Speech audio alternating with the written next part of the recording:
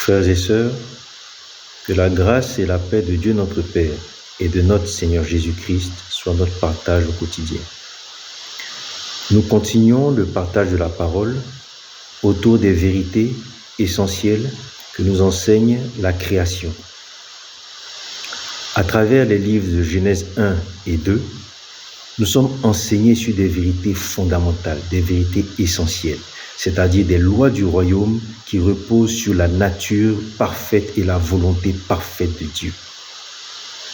Aujourd'hui, nous allons voir quelles sont les vérités que nous enseigne la loi du soir et du matin. Après la vidéo d'aujourd'hui, il nous restera 3 éléments à voir.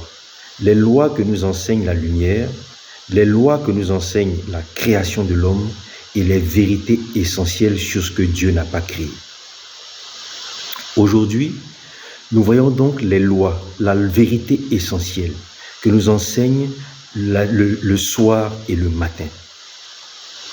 Lorsque nous ouvrons nos Bibles, dans le livre de la parole de Dieu, nous constatons que dans le livre de Genèse 1, les versets 5, 8, 13, 19 et 31, il a à chaque fois écrit « Il y eut un soir, il y eut un matin ».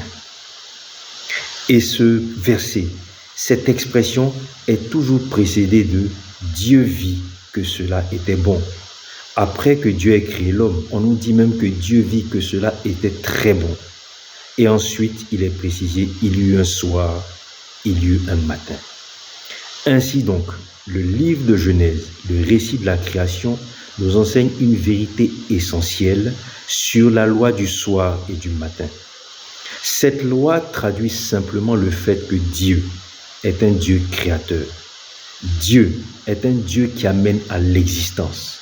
Dieu est un Dieu qui part du néant pour amener à l'existence. Chaque fois qu'il est précisé « il y eut un soir, il y eut un matin », cela va suivre quelque chose qui a été créé.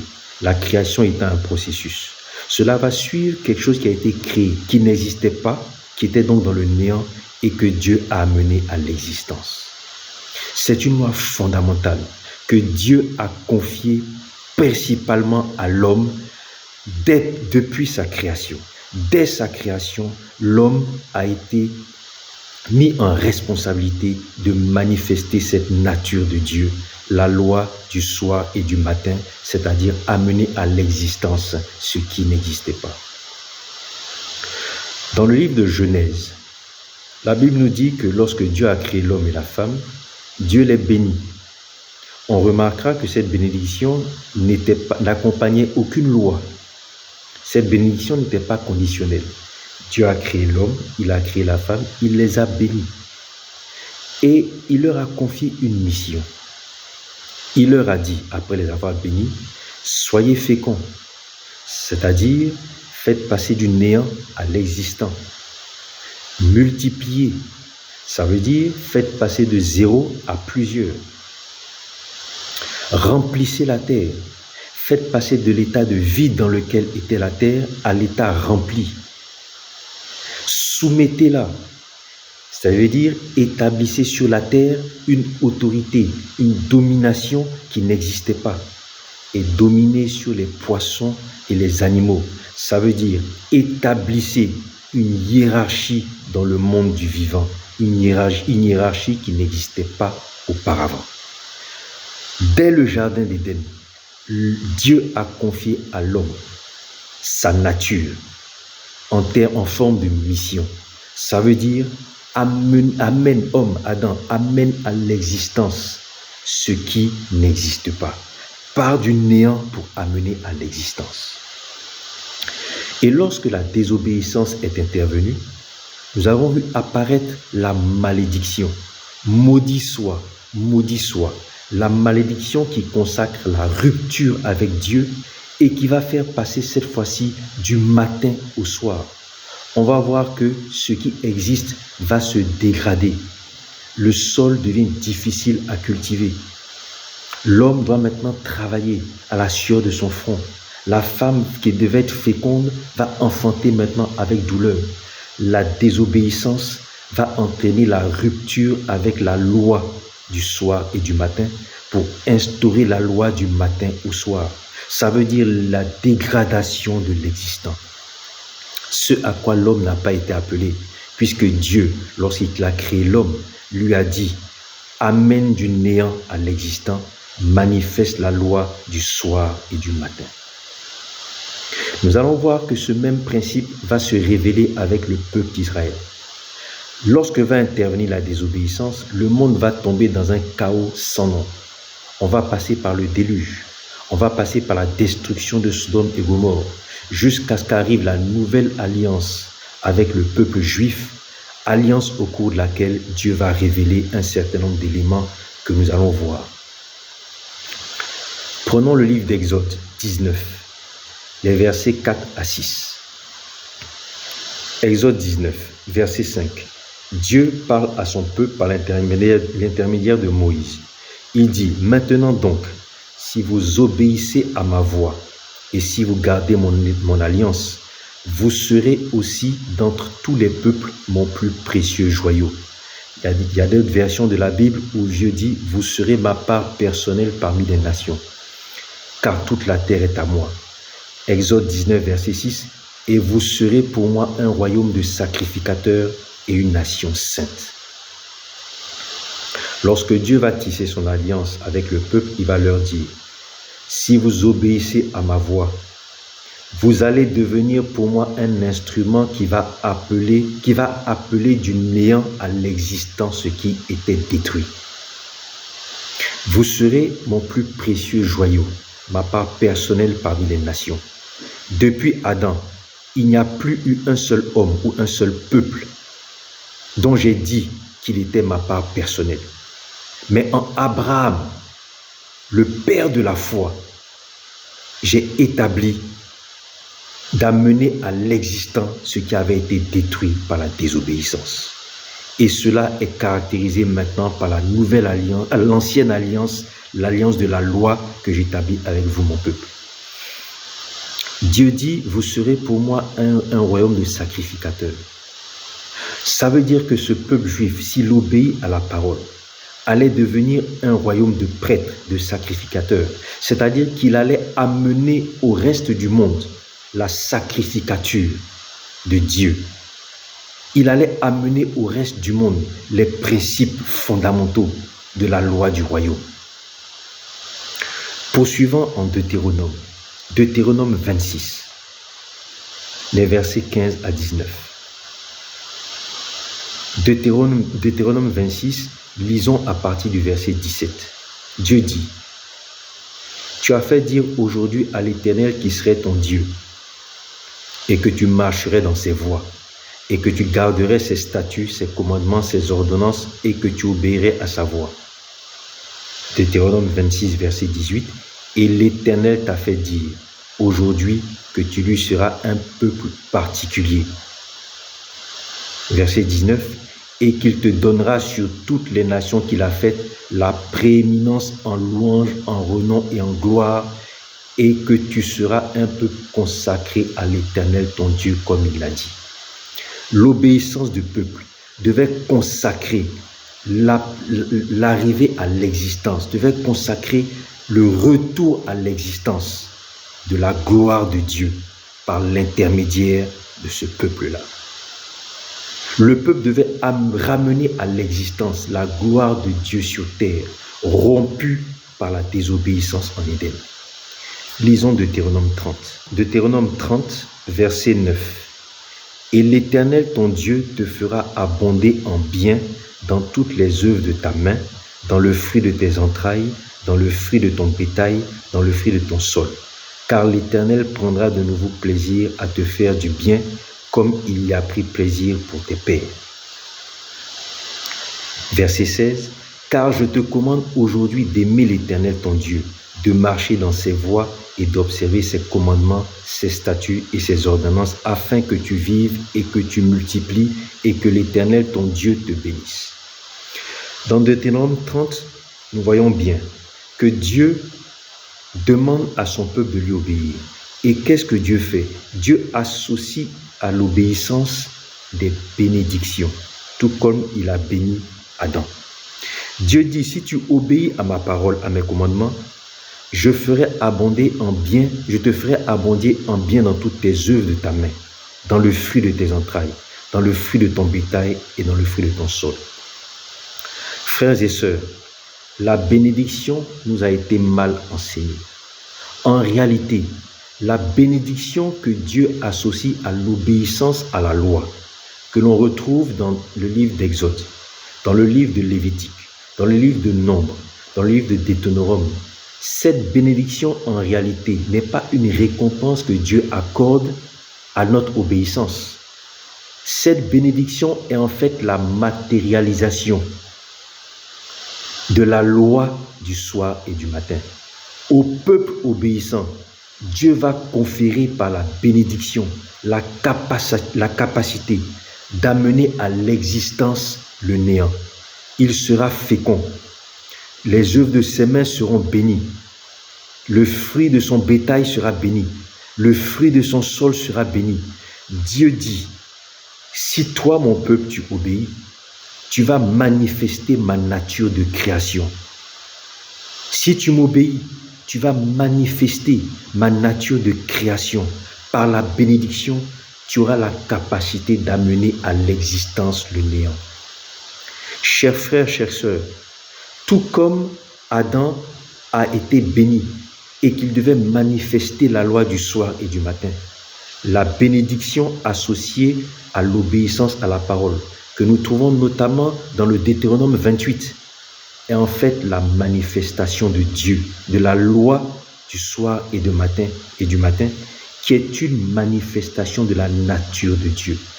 La bénédiction que prononce Dieu sur le peuple est l'autorité que Dieu donne à son peuple obéissant de manifester sa nature, d'appeler à l'existence ce qui n'était pas. Est-ce que cela se manifeste aussi dans la nouvelle alliance? Nous allons le voir. L'élément fondamental de la nouvelle alliance en Jésus-Christ est la nouvelle création, la transformation en une nouvelle créature par l'Esprit, la parole et la lumière de Dieu. C'est ce dont Jésus parle dans son entretien avec Nicodème dans Jean 3, les versets 5 et 6. La Bible dit, Jésus répondit à Nicodème, en vérité, je te dis que si un homme ne naît de l'eau et de l'esprit, il ne peut entrer dans le royaume de Dieu. Ce qui est né de la chair est charnel, et ce qui est né de l'esprit est spirituel.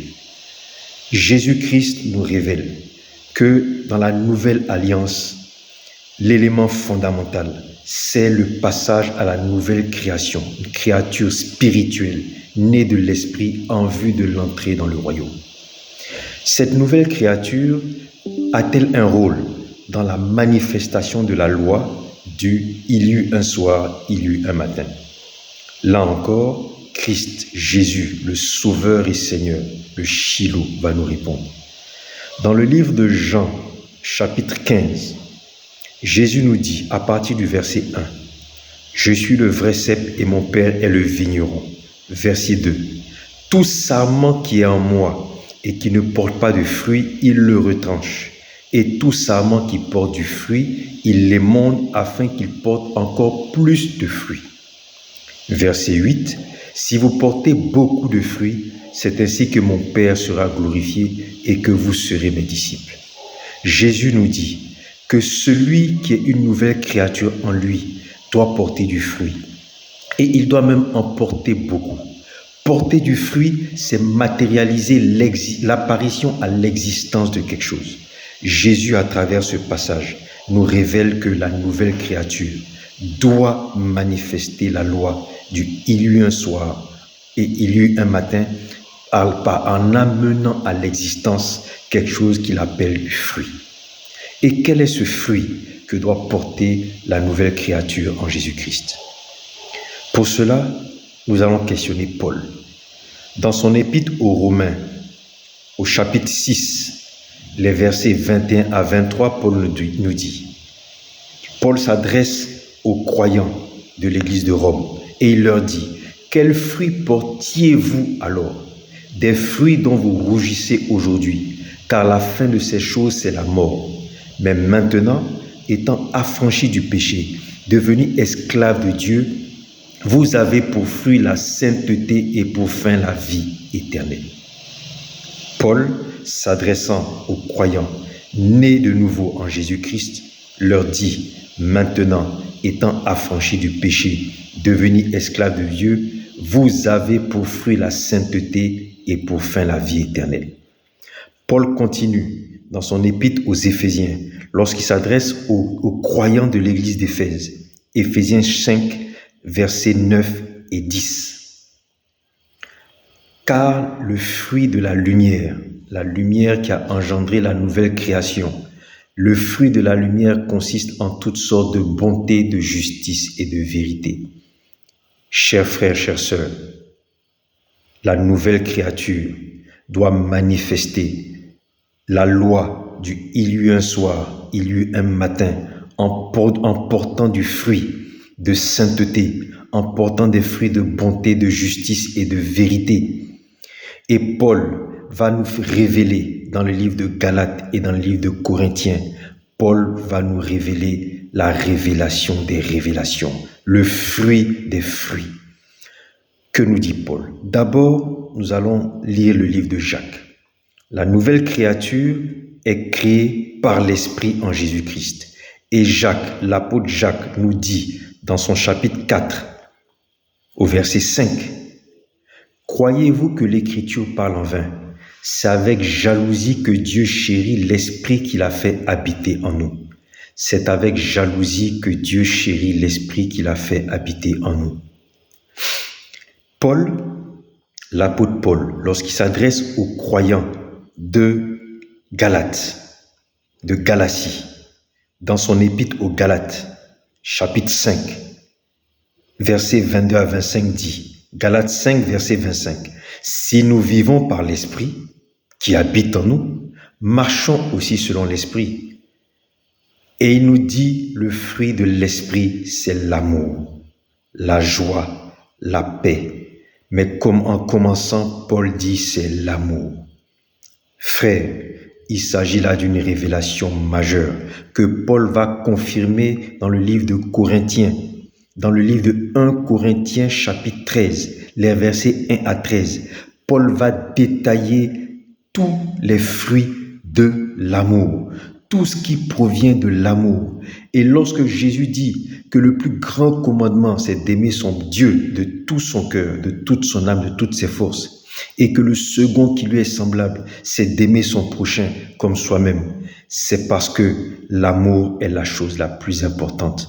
Et le fruit que doit porter la nouvelle créature, ce que la nouvelle créature en Jésus-Christ doit amener à l'existence, ce par quoi la nouvelle créature doit manifester la loi du il y eut un soir, il y eut un matin, c'est la manifestation de l'amour, nature de Dieu.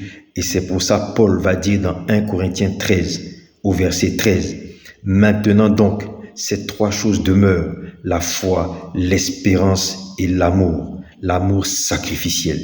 Mais la plus grande de ces choses, c'est l'amour. » Frères et sœurs, dans la nouvelle alliance, comme dans l'ancienne alliance, la nouvelle créature, engendrée par l'Esprit en Jésus-Christ, doit manifester la loi du « il y eut un soir, il y eut un matin » en amenant à l'existence l'amour, nature de Dieu qui a disparu de ce monde, qui a totalement disparu de ce monde.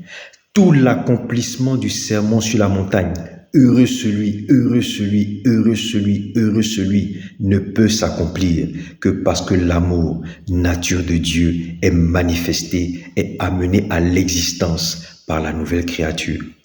Et dans ce contexte-là, le croyant doit se battre pour ne pas laisser prospérer en lui des sentiments qui vont inverser la loi du « il y eut un soir, il y eut un matin » en la loi du « il y eut un matin et il y eut un soir », c'est-à-dire une loi de destruction, une loi qui s'oppose à la création, une loi qui nous amène à détruire. Et c'est ce que Paul nous dit dans Corinthiens 12, les versets 20 et 21. Paul dit, Corinthiens 12, 1 Corinthiens 12, « Je crains de trouver des querelles, de la jalousie, des animosités, des cabales, des médisances, des calomnies, de l'orgueil, des troubles en arrivant chez vous. » Ce sont des sentiments qui amènent à détruire. Le même Paul, lorsqu'il s'adresse aux croyants de Galate, il dit, la chair a des désirs contraires à ceux de l'esprit, qui font que nous ne pouvons pas marcher et vivre selon l'esprit. Et il dit, les œuvres de la chair sont manifestes. L'impudicité, impureté, dissolution, idolâtrie, magie, inimitié, querelle, jalousie, animosité, envie, ivrognerie, excès de table et les choses semblables. Ce sont des choses que le croyant ne doit pas laisser prospérer en lui parce que ce sont des facteurs qui vont inverser la loi du « il y eut un soir, il y eut un matin » en une autre loi inverse. Nous allons terminer avec le livre d'Éphésiens, Éphésiens 5. Paul s'adresse aux croyants d'Éphésiens. Il dit que l'impudicité, qu'aucune espèce d'impureté et de cupidité ne soit pas même nommée parmi vous, ainsi qu'il convient à des saints. Qu'on n'entende ni paroles déshonnêtes, ni propos insensés, ni plaisanteries, choses qui sont contraires à la bienséance. Qu'on entende plutôt des actions de grâce. Frères et sœurs, dans la nouvelle alliance, nous avons à manifester la loi du « il y eut un soir et il y eut un matin » en appelant à l'existence, en amenant à la manifestation l'amour, nature de Dieu. Que la grâce et la paix de Dieu notre Père et de notre Seigneur Jésus-Christ soient notre partage au quotidien.